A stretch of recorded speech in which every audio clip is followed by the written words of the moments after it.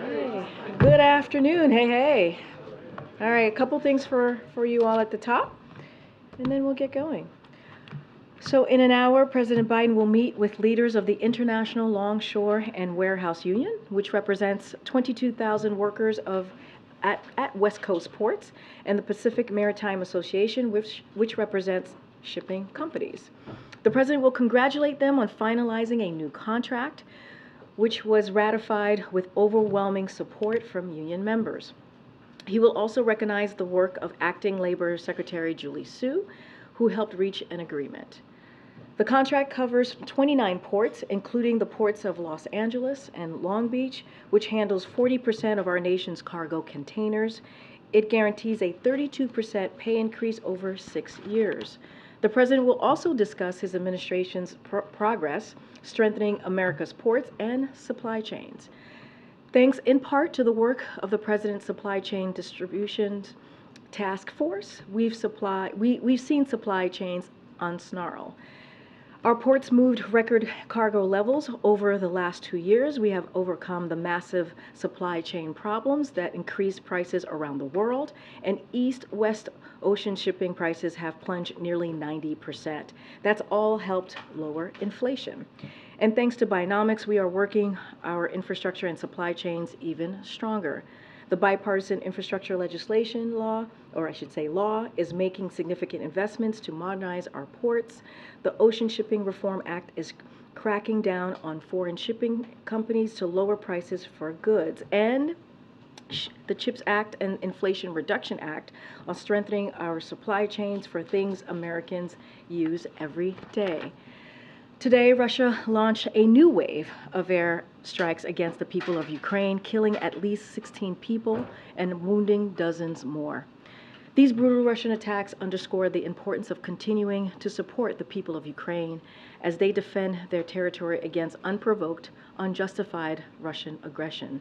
That's the message that the Secretary sent. Secretary Blinken, as you all know, is carrying that message with him on his trip to Ukraine today. And it's a message the United States is sending today by announcing a new security assistance package, which includes more ammunition for artillery and HIMARS systems, Javelin, and anti-armor systems as well.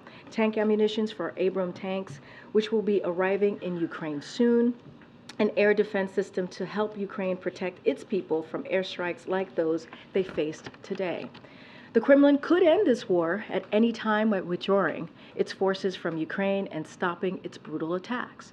Until it does, the United States and our allies and our partners will stand united with Ukraine as long as it takes. Earlier this year, when we made our bipartisan budget agreement, we made promises to the American people, along with congressional Republicans and congressional Democrats.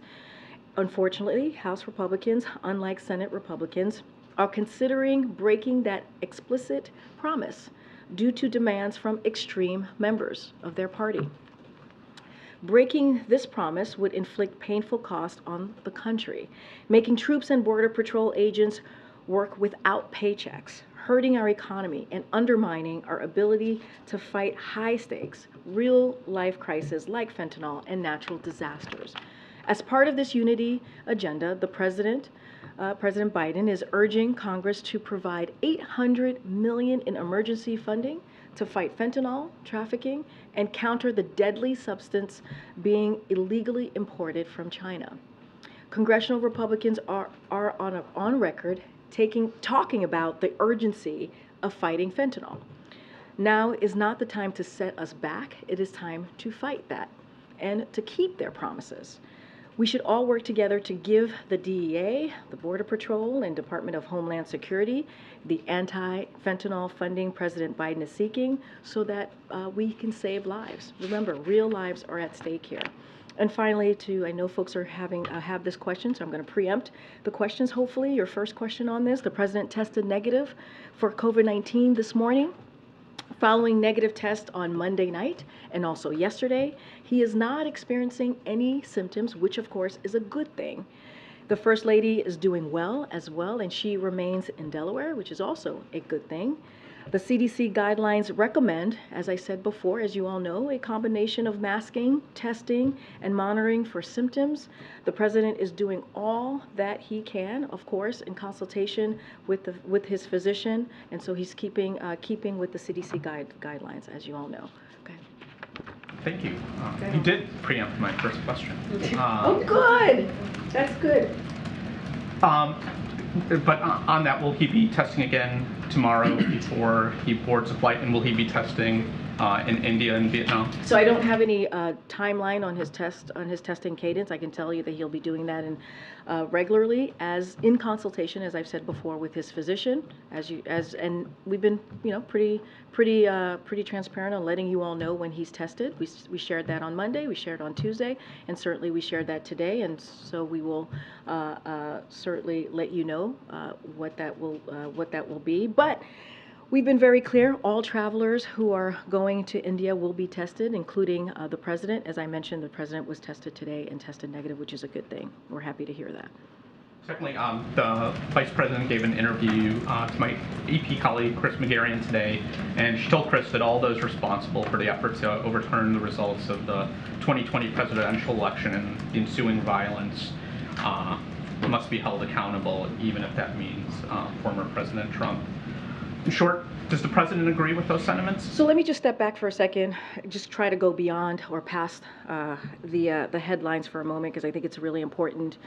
You'll see that the president, that the vice president, Vice President Harris, spoke very clearly about how everyone is entitled to their rights, but that everyone has to follow the rules as well. So as you know, she is a former prosecutor. She knows that very well and understands that. She was certainly affirming her belief in our system of laws, which is something that, of course, the president shares and believes in. Not going to go beyond that. I think her remarks were very clear. If you go beyond, certainly beyond the headlines. And so, again, she was reaffirming or affirming her belief in our system. Again, this is something that, of course, the president believes in, and we're going to continue to be very mindful. I'm going to continue to be very mindful here, and I'm going to let the Department of Justice do their job independently, and so I'm just going to leave it there. Thanks, Karine. CDC guidelines for people who are exposed to COVID say that you should wear a high-quality mask anytime you're around others inside your home or indoors in public. The president, of course, did wear that mask in the Medal of Honor ceremony, but then took it off and didn't put it back on. Was that a mistake? So look, I'm going to share a couple of things with all of you here, and just start with what the ceremony was all about, because it's incredibly important. The president took off his mask, as I said he would, to deliver incredibly powerful remarks about this captain, Captain Taylor, and what he did in service to our nation, and he wanted to honor the captain. And for a brief time afterwards, he also didn't have his mask on, as you just laid out, and he left as planned, as it was planned. He left when there was a pause in the program in order to minimize his close contact with attendees who are about to participate in a reception. And you all reported that, noticed that he left when there was a pause in the program, because again, he wanted to minimize certainly his impact on folks who were there.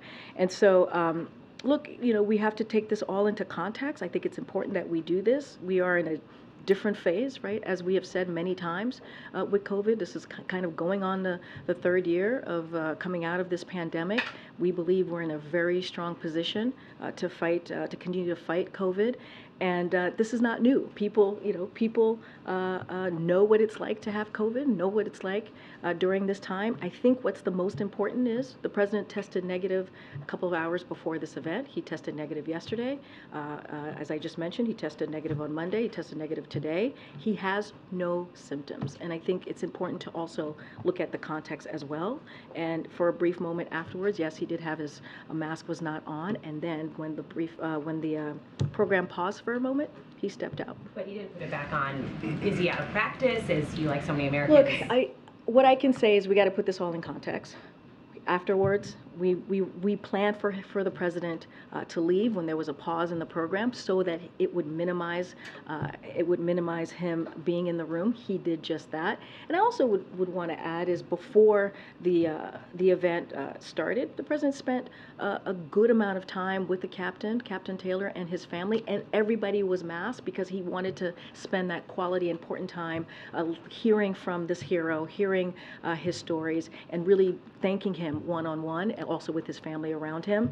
And so the president, in every way that we could yesterday, followed the CDC guidelines. And again, he had his mask off briefly, and then when there was a pause, he walked out. Just very quickly, should those guidelines still be the same? They're a year old now. That Do you is stand by those that is not recommendations? for me to speak to. It truly isn't. This is something that CDC decides on. They are the experts. They are the ones who certainly provide the guidelines. It is not for me to speak to. Okay. So the trip tomorrow is a go. There's no change. There's no change. I mean, remember, Steve, tested negative on Monday, tested negative Tuesday, tested negative today, has no symptoms. The president doesn't have any symptoms. Nothing has changed with his travel. And do you have a dollar figure on the new Ukraine package? I don't have a dollar figure. I would refer you to the State Department and the Department of Defense. I know that the State Department talked about this a little bit, so I would refer you to them. The Saudi decision to extend their oil production cuts, what's your reaction to that? How does that complicate your effort to lower gas prices? So look, it doesn't complicate our efforts. We've been very clear. The president has said at the top or the center of his economic policy is lowering costs for Americans, right? And so our focus is going to be about American consumers, how we can continue to do that. If you look at what we've been able to do from last summer to this summer, lowering gas prices by $1.20, that is because of the work that this administration has done.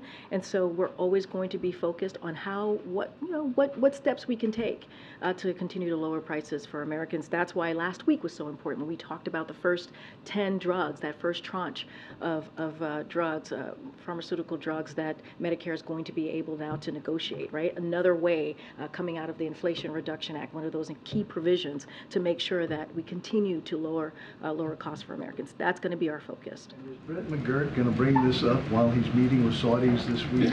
So I don't have anything to share about the agenda. I know that Jake Sullivan, clearly our national security advisor, laid out that it was an array of items that was being brought up on his trip. So I just don't have anything beyond what Jake shared on that particular piece. Thanks, Karine. Given the president's departure is not 24 hours away, have you formulated any sort of contingency plan if you can't attend? Would the vice president go in his place? Would he participate virtually? Can you elaborate on that? So I don't have any contingency plans to read out to you. What I can say, there's no changes to his travel. I think, again, he tested negative on Monday, tested negative on Tuesday, tested negative today, which is very good, right? And he is certainly doesn't have any symptoms, as I mentioned at the top, and so I think that's a good thing, right? And so the president's going to continue to do his job. We are expecting to travel tomorrow. On oil, I know the administration is currently trying to refill the strategic petroleum reserve, but if prices continue to spiral out of control, would you consider tapping it and selling more on the market to lower prices? So don't want to get too much into hypotheticals or what may or may not happen. Just want to be very careful. Clearly, that's something that the Energy Department focuses on as it relates to that piece of refilling.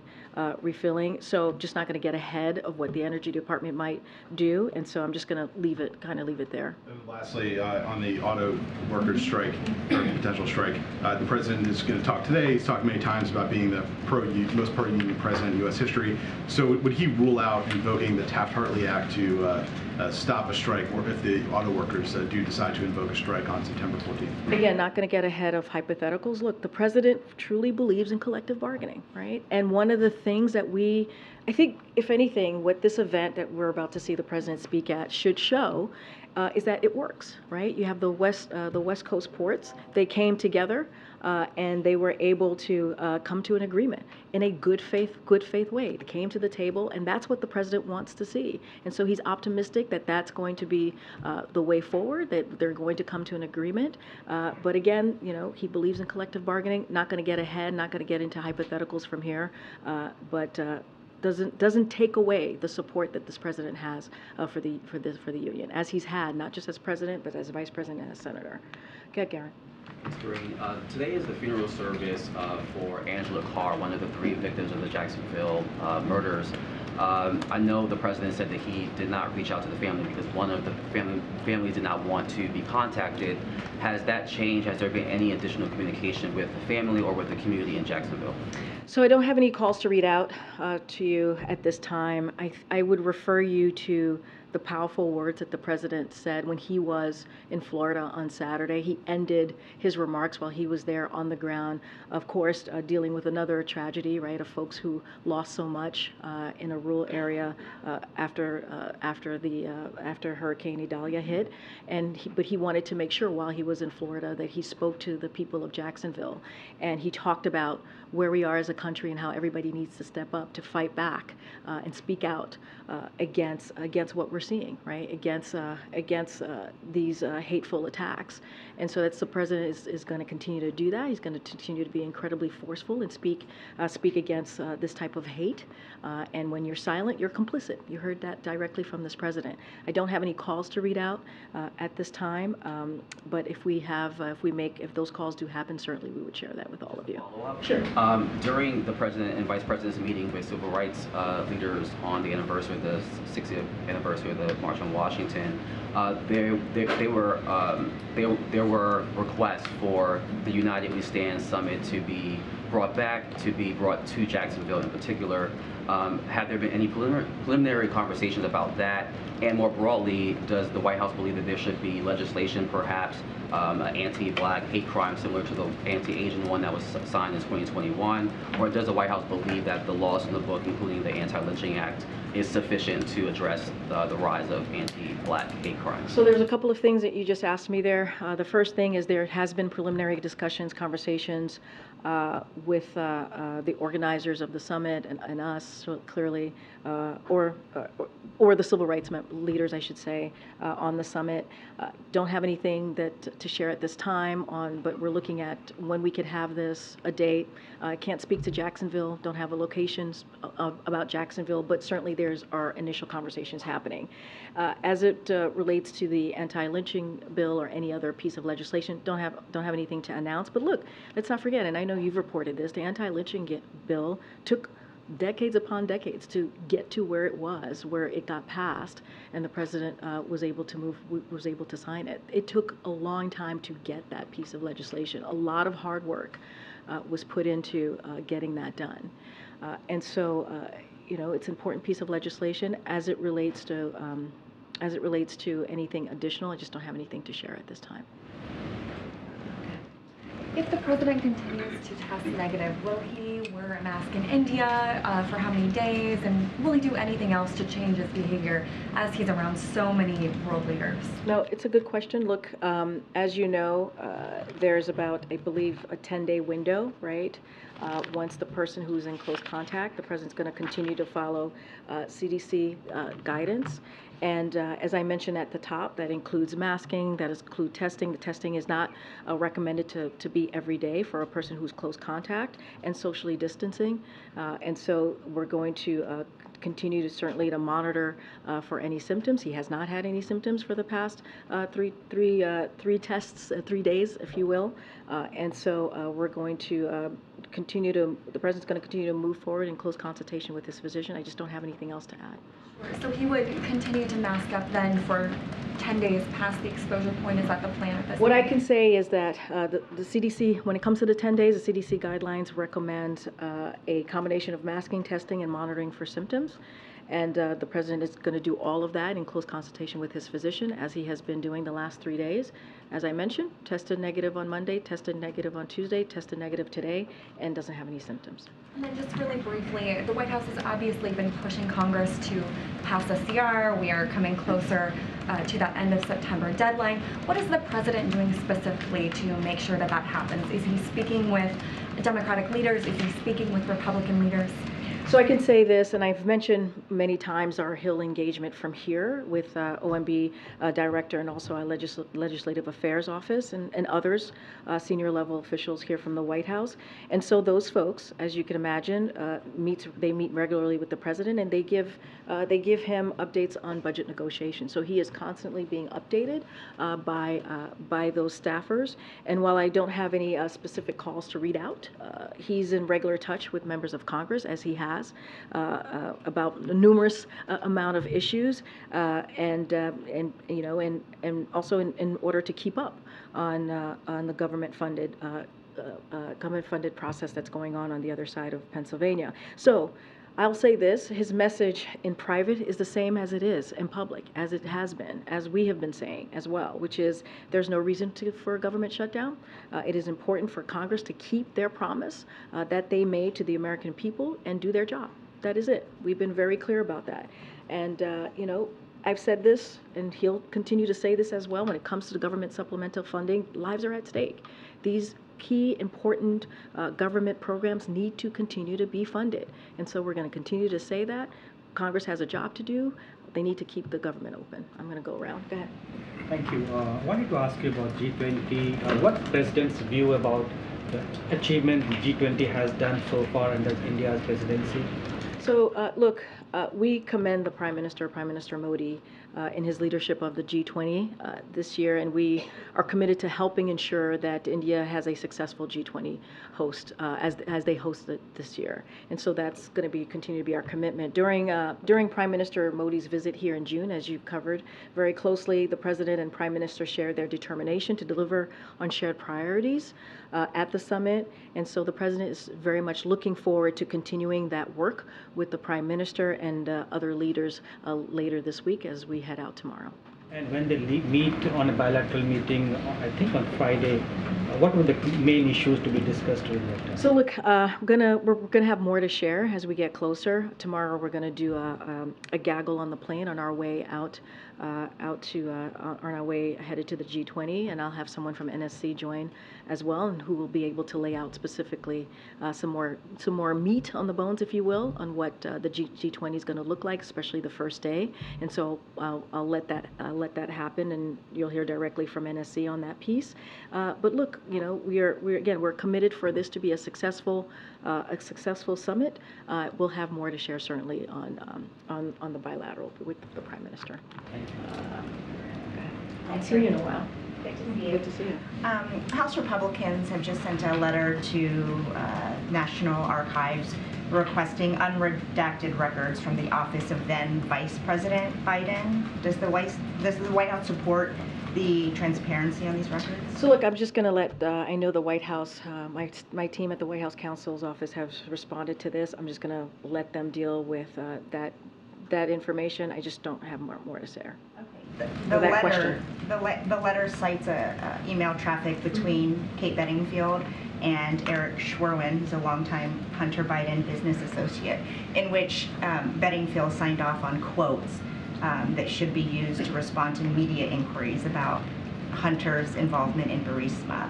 How do you respond to criticism that shows there was no wall between then Vice President Biden's work and his family's business dealings? I understand the question. I appreciate the question. I get the question. I'm just going to let the White House counsel team answer that question. I have another question about fact-checking here at the White House. The initial statement from the president about the passing of Governor Bill Richardson included condolences for his wife of 50 years, Barbara, and their daughter, Heather. That line about Heather, the daughter, has been removed because they didn't have a daughter named Heather or daughter. So can you walk us through how these press releases are fact-checked, who signs off on them in the end, and then in this case, how this error was made? So look, we apologize for the error, certainly. That is not something that, you know, we want to do, right? We want to make sure that we get this information out clearly and in a straightforward way to the American people. So that was not done intentionally.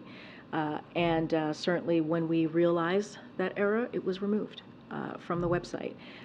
We do have fact checkers here. We do have multiple people who take a look at the press releases, especially from the president.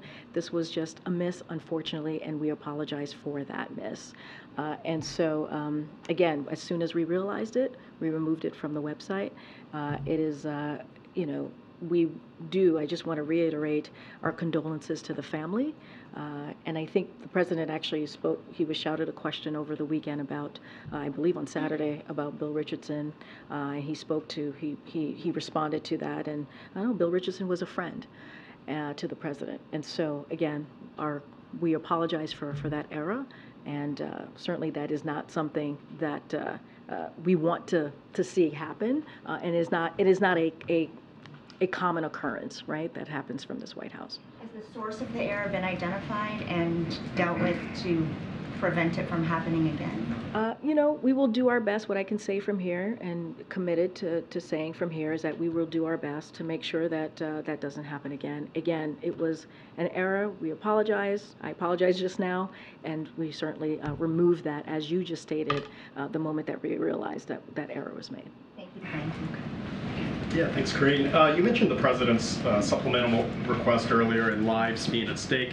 Senator Rubio, whose state is recovering from Hurricane Idalia, says the $16 billion in additional disaster relief should be decoupled from the additional funding sought for Ukraine. Of course, that's the part of the request that seems to be opposed by many Republicans. Is the administration willing to separate these requests and seek the FEMA disaster aid independently to ensure it gets to the hurricane victims and Hawaii wildfire victims as quickly as possible, or do you see that these things have to be grouped together for the request? So look, I've been asked this question multiple times over the last, 10 days about your specific question about this, the supplemental funding for Ukraine and also what has been requested by FEMA, which is the $16 billion. Look, we see them both as incredibly important. I just laid out at the top what we saw happen in Ukraine. 16 civilians died. We are going to see the president go to the G20 talking about our commitment for Ukraine and making sure that the people of Ukraine who are bravely fighting for their sovereignty, for their democracy, has what they need to fight against Russia's aggression. We have been very clear about that.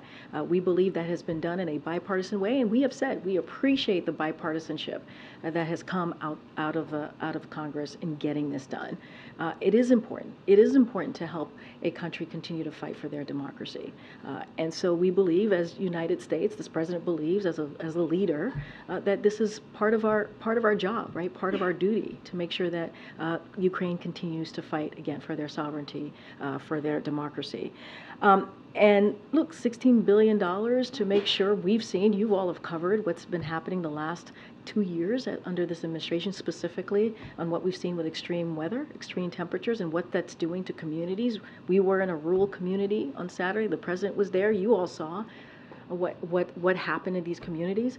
It should be done. It should be, that $16 billion should be moved forward for communities across the country. We are not going to get into hypotheticals from here about decoupling anything at this time. What we believe are these are vital, important government programs that need to be funded, that Congress should act on, that has been done in a bipartisan way.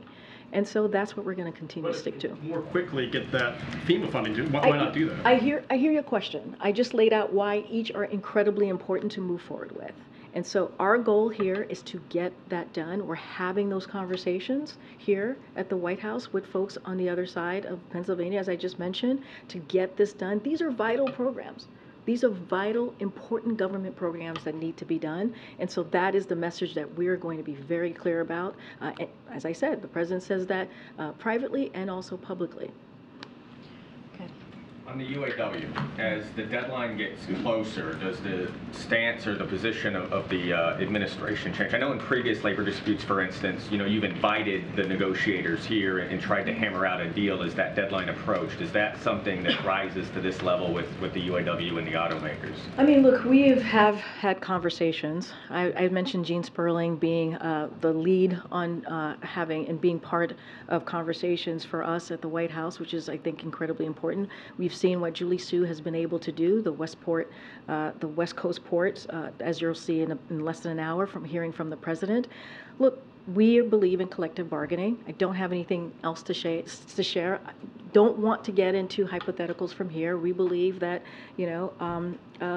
if both sides come in good faith, that we're going to continue to be optimistic here. We're going to continue to be optimistic on moving forward. So just going to leave it there. I'm going to let the unions and certainly folks who are at the table continue to have the conversations, but I'm just not going to get into hypotheticals from here. That's what I'm trying to ask, and apologies for not doing it better the first time, is that, with the ports and with the freight rail, those were seen as very important to keep the economy moving forward, the supply chain. Is that how this is viewed with the automakers? Is this, if there were a strike, does the administration view it in the same kind of harm that they saw the other two situations? Look, we're going to, I want to be careful, don't want to get into hypotheticals about what could or could not happen. What we are saying is that we know collective bargaining works. I mentioned the West Coast ports, the Teamsters and the UPS, which we just saw a month or two ago, and that's important. The president's going to continue to encourage parties to negotiate in good faith towards an agreement that prevents any kind of shutdown. And that's what we have done. That's what we'll continue to do many times before this.